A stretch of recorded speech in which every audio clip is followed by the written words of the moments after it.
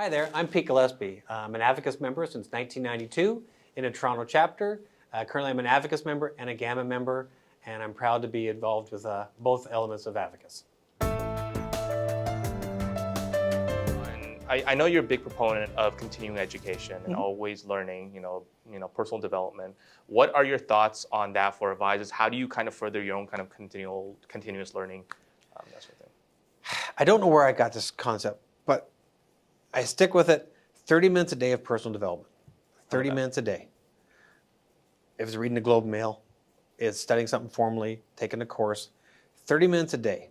And that got reinforced to me years ago. There was, I don't know what you call them, but those cartoon videos where they kind of draw and they draw the stuff out. There was a doctor from UT talked about the value of walking 30 minutes a day.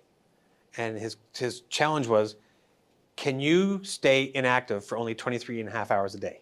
It just showed the metrics, Jeff, of how walking half an hour a day reduces blood pressure, improves relationship, all that. I haven't seen someone in our industry who studies regularly who gets worse every year. That's true. Right? So if we do 30 minutes a day, and maybe it's reading, and there's so much reading to do. Updated fund codes, what's new with MFDA, IROC, client-focused reforms, the newest insurance, agent underwriting requirements. If we spend half hour a day, well, not only do we learn, which fights off mental apathy and helps us long-term deal with dementia and other challenges, physiological challenges, you learn stuff. And typically, as humans, when we learn something, we're like, hey, guess what I learned? Like if you saw a new movie this weekend, you'd come and say, Pete, I saw this movie on the weekend, right?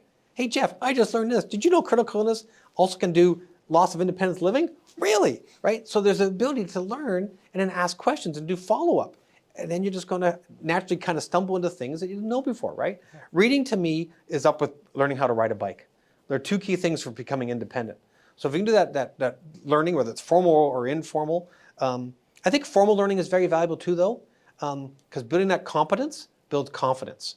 And designations, I think, are valuable as long as the people you're talking to about them understand what they are. Right? There's a lot of designations, right? That's true, yeah. And you're like, well, what's that one? Right, it's that one. And so I think that's where we as an industry have to do a very good job making it simple for people to understand what is a CLU, what is a CHS, what is a PFA, right? Understanding that, right? And then we owe it to ourselves in the industry, though, once we have those designations, not to let them just get stale. I think it's a great thing, the continuing education credits, where Advocis has been huge during the pandemic, with Coffee Talk, other different things, 5 under 5, the ability to keep fresh. No, I agree. So let's talk about Advocis for a little bit here. So personally speaking, what value have you gotten out of Advocis, and why did you stick with us during the pandemic? I'm not sure how I'd quantify it. This is a horrible way of describing it, but what's the alternative? Yeah. Like, lawyers in Ontario belong to the Law Society of Upper Canada, right? Doctors belong to the OMA. Like, if we're professionals, if we want to be held as professionals, we should be part of a professional organization that is objective and holds us to higher standards. That's what Advocis and its predecessors have always done for me, right? Is learn from others. The sharing has been phenomenal since day one. When I first started, we used to go to like movie theaters and have talkers every month, and everyone would be there from 40 years in the business to 4 days in the business, and you learn and share. No, I agree. That's really good insight. Any final thoughts on why people should join Advocis or stay with Advocis?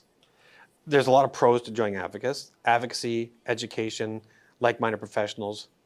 The one I still never have an answer for, if not Advocis, then who? Who else is doing this and has the long-term track record, the integrity, and the commitment to doing the right thing for advisors in the communities they serve than Advocis? I don't know. It's a lot easier telling your clients what you do when you're a member of Advocis and they can check you out and make sure you're okay than to just be an independent in terms of just trying to do it on your own. Advocis offers so many benefits that far outweigh any time or monetary commitments.